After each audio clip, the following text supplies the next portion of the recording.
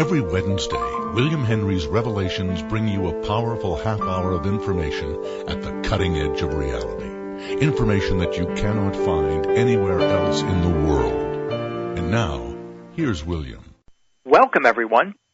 I have updates for you on Arcanum and a commentary on a rather amazing report of what are purported to be 10,000-year-old cave drawings of gold-robed beings. Are these ETs? Angels? Is this more evidence that ancient humans interacted with extraterrestrial beings? First, it's been a big week this week getting ready for Season 2 of Arcanum. I'm rounding home on writing the next 9 episodes of the show. We tape in the middle of August, so I'm relieved to be this far this early. On average, it takes between 30 and 40 hours to research and write each 60-minute episode. It's been an amazing journey since Claire and I started writing these episodes in the middle of June. Claire's Beyond the Veil segment of the show contains some of my favorite and visionary material. She's experimenting with young living essential oils, which open pathways in the imagination. Her dreams have been astounding, and we'll be doing a show on the sacred anointing oil of the ancients and how they used oils for everything from healing to interdimensional travel, with stories describing the use of oils as a seal between dimensions. Imagine that. The first few shows of Season 2 will also take a deep look at the Arcanum of Moses with an investigation into the mysteries of the burning bush episode and Moses' raising of the Nehushtan, the logo or device of the seraphim angels. From there, we move on to the rainbow body via Padmasambhava, who is called the second Buddha, and compare him with St. Francis of Assisi, who is called the second Christ. We'll take a look at the mysterious art of Hieronymus Bosch and his connection to the Cathars of southern France. Is it possible that these mysteries of the Cathars, the lost religion of Jesus and Mary Magdalene, was encoded in the paintings of this incredible Flemish artist? We'll spend another 2 episodes on Nicolas Poussin and the secrets of southern France. Then we move on to Da Vinci's Lost Orb and the Alchemical Queen. That's an episode I know you won't want to miss. This burst of material promises to be some of the best we've ever done, and we're truly thankful to GaiaM-TV for the opportunity to present our take on the arcanum of the sages and seers in such a free and uncensored way. The first 12 episodes are available for you to view now and cover everything from the Philosopher's Stone to Botticelli and the Divine Spark, the Shroud of Turin, the Rainbow Body of Light, the Lost Ascension Secrets of Mary Magdalene, and the Starboats of the Gods, as well as much, much more. The best thing is you can watch the first 12 episodes for free. So please visit arcanumtv.com and enjoy this deep research into the secrets of the past. Throughout the series, we encounter numerous light beings or stories of human transformation into celestial or angelic beings. To me, this is the core of the show. Plainly, we are seeking the arcanum brought here by the angels or celestial beings. The secrets most coveted by the power elite are the same ones that are least understood by the ordinary person, and our research shows they did not originate on Earth. These secrets, however, were delivered to the first humans. Adam, for example, was thought of not only as a product of primordial divine alchemy, but was also the first recipient from God of the secrets of the arcanum. After Adam, these secrets were transmitted to Noah, Aaron, Bezalel, who made the Ark of the Covenant, King David, Solomon, Jeremiah, Baruch, Ezekiel, Daniel, others, all the way up until the time of Jesus. Paracelsus wrote in his commentary on the allegory, the Revelation of Hermas, that there is an indestructible essence, a secret revealed from above to Adam and all humanity. It is the secret of all secrets, the last and highest thing to be sought under the heavens, the life elixir, the stone of spirit and truth, the water of life, the oil and honey of eternal healing. If those terms don't get you excited and interested in seeking these mysteries, I don't know what will. We're talking about the Spirit of God, which in the beginning filled the earth and brooded over the waters, says Paracelsus.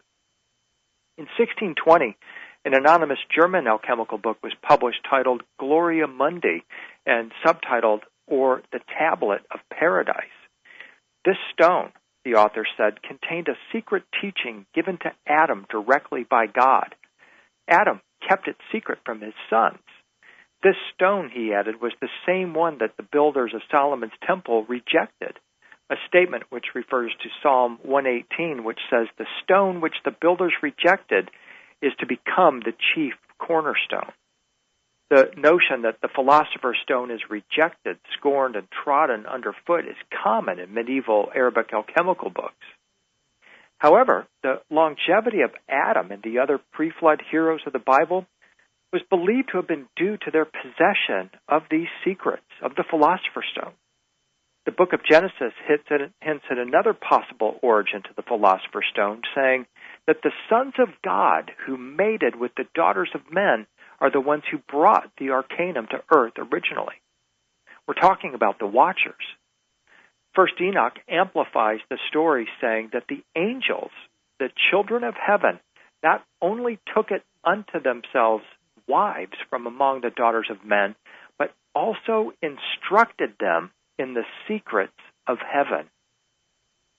Although Enoch does not explicitly mention alchemy, what his book does say about the origin of arts, technology, and science was enough for the Hellenistic alchemists to read between the lines and to assign instruction in alchemy and the philosopher's stone to the Watchers. The Bible clearly states the Watchers are celestial beings. They came to earth from God's throne and took on flesh and blood bodies. The Essene text devoted to the Watchers described methods whereby humans could ascend or be translated to the heavenly domain of the Watchers. The secret is what I call arcanum. Zosimu, who is a 3rd century alchemist, says that when certain angels became enamored with earthly women, they taught them the works of nature, and that the book in which they laid down their teachings was called Chema, which is the root for alchemy. The arrival of the Watchers and the time frame during which they transmitted these secrets is not known for certain. However, because the Watchers are blamed for the cataclysm of the flood, many researchers place this date at between 10 and 12,000 years ago. Interestingly, archaeologist J.R. Bhagat from the Chhattisgarh State Department of Archaeology and Culture was described in the July 15, 2014, The Times of India, as reporting that 10,000-year-old rock paintings depicting, quote, aliens and UFOs have been recently discovered in the small villages of Chandele and Gadatola near the Chararama region, about 81 miles from Raipur. He said, quote, the findings suggest that humans in prehistoric times may have seen or imagined beings from other planets, which still create curiosity among people and researchers. Now, this isn't news that we've been visited for a very long time, but this is a fresh particle in this discussion, and the artwork shown on the Times of India website is fascinating. The researcher tells us that extensive research is needed for further findings, and he presently doesn't have any such experts who could give him clarity on the subject. However, Professor Bhagat said that he will contact NASA and the Indian Space Research Organization, the primary space agency for India established in 1969, for help in analyzing the rock paintings that are still fresh in color, very vibrant, and seem to depict, at least in some people's view, gray-type extraterrestrials with 4 fingers and 4 toes and a red ring that seems to be sitting on tripod legs and has been interpreted as a UFO. The Times of India points out that in the villages of Chandela and Gadatala, where the cave rock paintings have been found and photographed, are inhabited by people who tell about their ancestors called the Rohela people, which translates as the small-sized ones. The villagers describe the Rohela as landing from the sky in a round-shaped flying object and have taken away 1 or 2 villagers who have never returned. The 10,000-year-old cave rock paintings show a hairless, large-headed, big, black-eyed being that has 4 fingers and 4 toes, resembling, as we noted, the description of gray extraterrestrials. Reaction to the find has been mixed. Are the paintings real, or are they a hoax? If they are real, what do they really mean? These beings are clearly unusual looking and do fit depictions of what are purported to be alien beings and other rock art from around the world. But does that automatically mean they are ETs on the cave walls? To me, the last image looks like a Hopi Kachina. Petroglyphs found in ancient rocks of the Hopi regions of the Southwest have shown figures that appear to be ant-like, and there are numerous legends of the ant people that were a benevolent race that aided humans during the destruction of the first world, which corresponds or coincides with the time period in which this rock art was said to have been made, 10,000 years ago. Ancient drawings of the masked figures of the Kachinas have been found in the ruins of Hopi villages and are always associated with the rain that is so desperately needed in the arid environment. In Hopi and Navajo beliefs, Kachinas are simply messengers between this world and the next, the underworld and the surface world. The masks have many designs on them that appear utterly otherworldly. Most notable among the Kachina masks is the representation of the Satu-Nang, or the god of the sky. Like many other ancient societies, the stories are told through the petroglyphs and the cave drawings. And these drawings, like the Egyptians and the ancient Chinese, and those we're describing here in India, have objects that appear to be flying craft of some kind. In the legends of Sadhu-Nang, it is said that he comes to the people on a flying shield.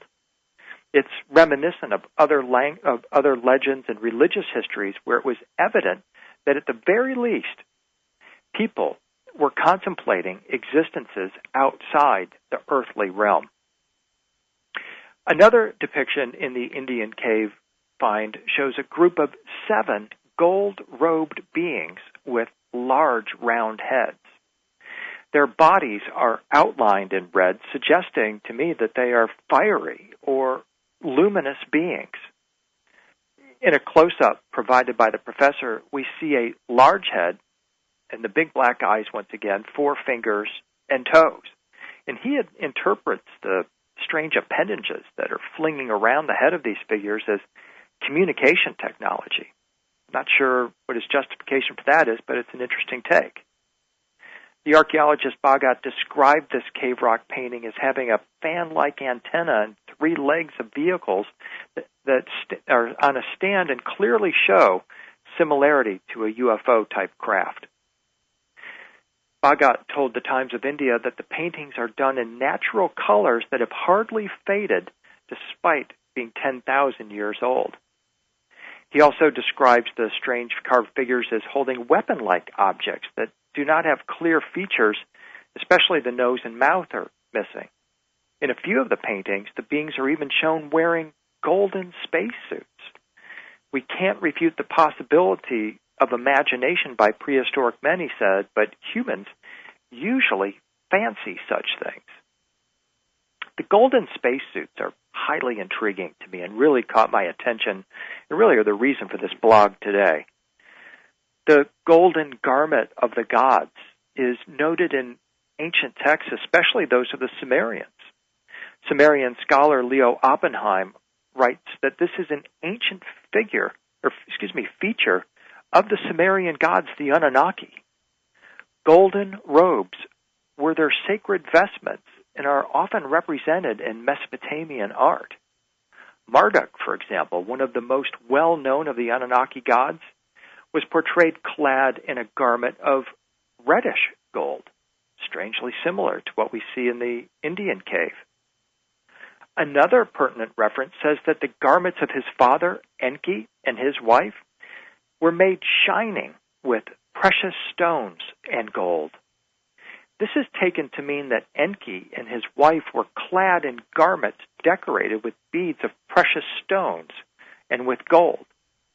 However, as Enki is portrayed as an extraterrestrial being who is also known to shapeshift, one wonders if he is in fact a luminous being who can morph into human form, and when he's in human form, he wears his golden garments. My supposition or question is supported by the belief that Enki is the model for the serpent of Eden. The Gnostics firmly believed that this figure was a watcher angel who came to illuminate Adam and Eve and did so by shape-shifting into a serpent.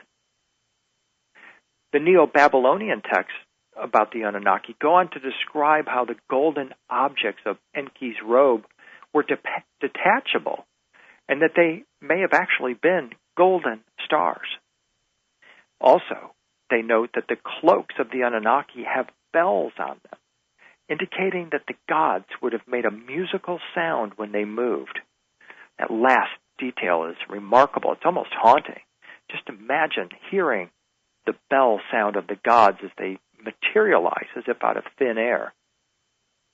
Marduk is seen wearing a cloak of stars in Mesopotamian imagery. He also rides upon the dragon of heaven.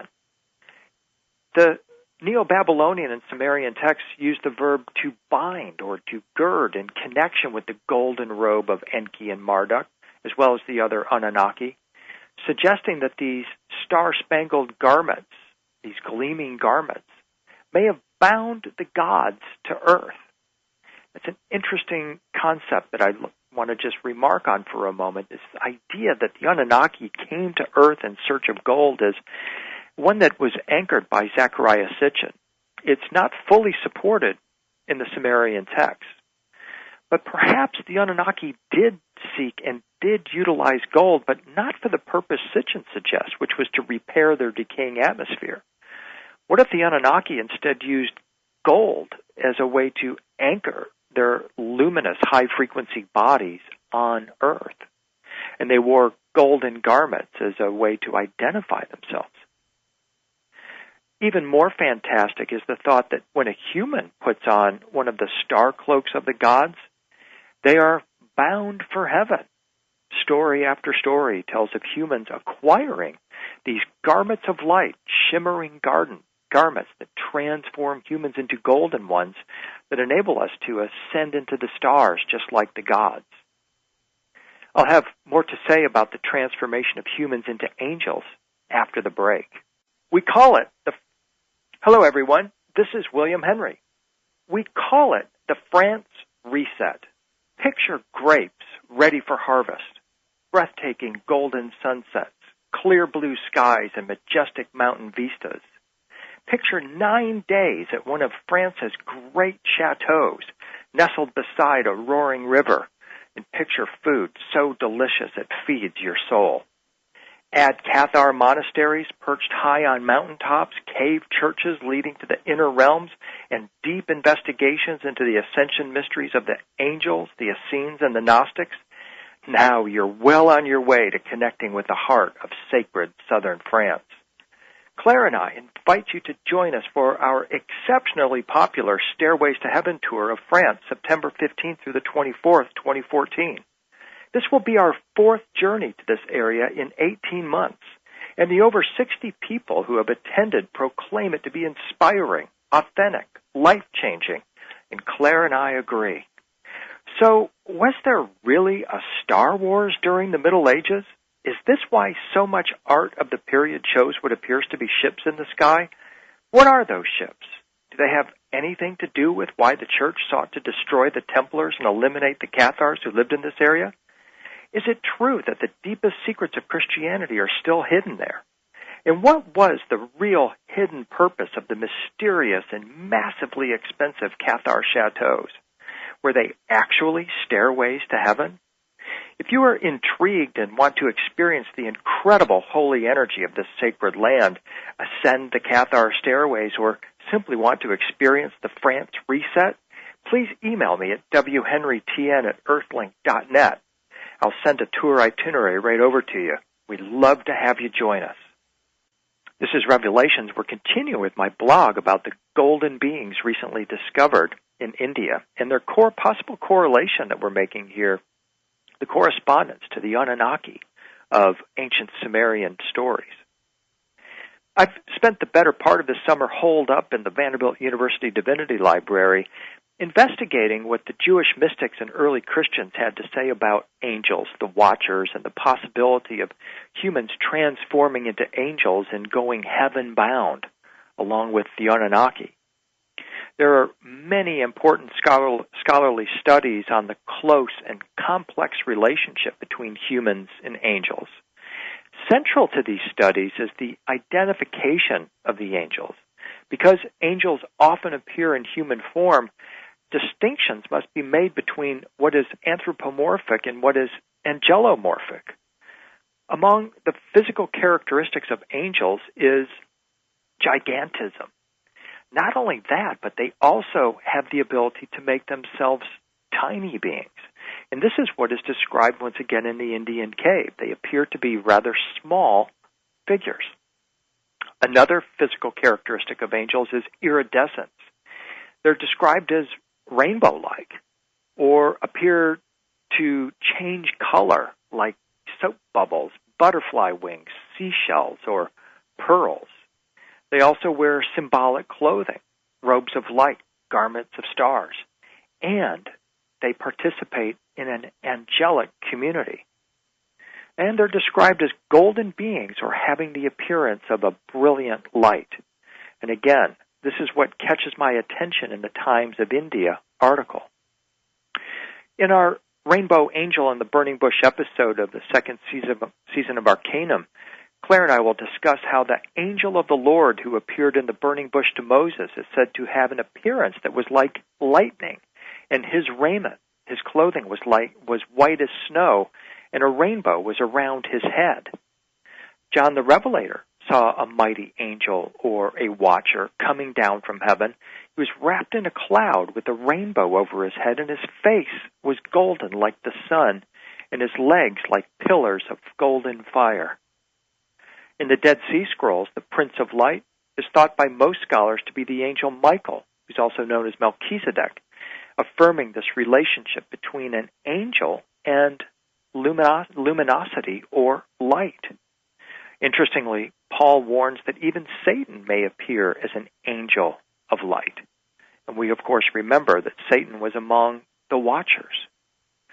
This suggests that Paul, much like many of the early Christians, believed that otherworldly or celestial beings, extraterrestrials, have the ability to shapeshift. Moreover, Satan can deceive people by taking on the form of an angel of light. All of these characteristics and descriptions originated with the Anunnaki. And again, referring to the golden beings in the Indian cave, we ask, are these luminous messengers who manifested on Earth 10,000 years ago? Is it possible that these are representations of the luminous Anunnaki manifesting on Earth? I'm further intrigued by the Gnostic writings about angels. The Nag Hammadi library features the hypostasis of the archons and its description of the angel Eluleth. We must recall here, or remember, that the archons are considered to be similar to the gray extraterrestrials. So let's just imagine that we're talking about a gray-type being here in this description of the angel Eluleth. Now, as for that angel, says the hypostasis of the archons, I cannot speak of his power. His appearance is like fine gold, and his raiment is like snow. Brilliance, fiery appearance, golden tones, these descriptions are common. I don't know if they're common to the Greys or not, but they are common to the archons, the Anunnaki, and other beings who come from the stars. Another common characteristic is fear, or falling to the ground on the part of the human seer or person who experiences these beings. The Indian images do not convey fear to me, But that does not mean the person who witnessed these beings, or the cave artist who created these images of them, did not experience fear, or maybe another equally powerful emotion. Another reason humans fall to the ground is to worship a being.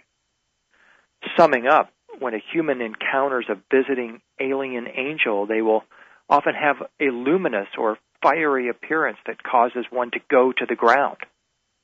A classic example of a human encountering an otherworldly being and going to the ground is the transfiguration of Jesus. In the book of Matthew, Jesus is transfigured or metamorphosed. He morphs, and his face shines like the sun. He becomes a golden being. In Luke, we're told his face was changed. He's shape-shifting. This language pretty directly says that Jesus has undergone a change in form or a metamorphosis. His physical appearance is altered, and either his face or his garments, or both, become brilliant, golden, fiery. Shape-shifting, as we said, is an ability of angels. And from this, some propose that Jesus was an angel, and by extension, an extraterrestrial. Moses and Elijah appear at the Transfiguration, and they talk with Jesus. This is when the disciples have hit the ground, and Jesus tells them to rise and to not be afraid. While it's not entirely clear in the biblical text that Jesus became an angel or is an angel, it is apparent that the transformation that he underwent was one that turned him into what we would classify as an angel or a celestial being. One of the more explicit stories of a human transforming into an angel is found in the Ascension of Isaiah. This was a favorite text of the Cathars of southern France, who used it as a sort of flight simulation training for the afterlife journey. In the story, the Old Testament prophet Isaiah experiences a visionary ascent to the seventh heaven. And during his ascent, Isaiah is said to be transformed into an angel. Isaiah, in the story, is given a robe of light that makes him equivalent to the high-frequency beings who dwell in the seventh heaven. For Isaiah, the transformation is not permanent, as Isaiah returns to earth, but he does ultimately ascend. Among the most fascinating angelic texts are those describing humans and angels living together on earth and in heaven. As I wrote in my book, The Watchers, the purpose of the Essene community at Qumran on the Dead Sea was to isolate themselves from other humans so that they could congregate with the Watchers. Known for their white robes and their holy ways, the Essenes make it clear that the angels of the Lord, the Watchers, in their iridescent cloak of many colors, were at Qumran. The Essenes believed that they could be raised or translated to heaven and purified so that they could join the holy ones, the Watchers, and enter into their company as sons and daughters of heaven. Scholars have shown that the theology of ancient Judaism takes for granted the belief that in our original state, humans were angelic and that we lived with angels. The building of temples was an attempt at recreating the environment in which we lived with the angels. Jews believed that heaven and earth could intersect in the Temple of Solomon, and here humans could temporarily enter the realm of the angels, and angels could step into human form and even walk beyond the walls of the temple. This is obvious Stargate imagery.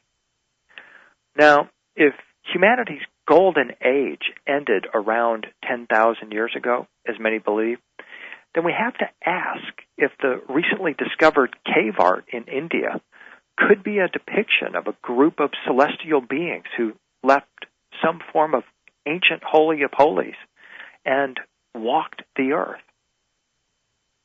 This has been Revelations. Thank you for listening. See you next time. Attending a William Henry presentation is unforgettable. Keep up with his schedule at williamhenry.net. You've been listening to William Henry's Revelations on Dreamland Radio. Next Wednesday, another cutting-edge revelation from William Henry.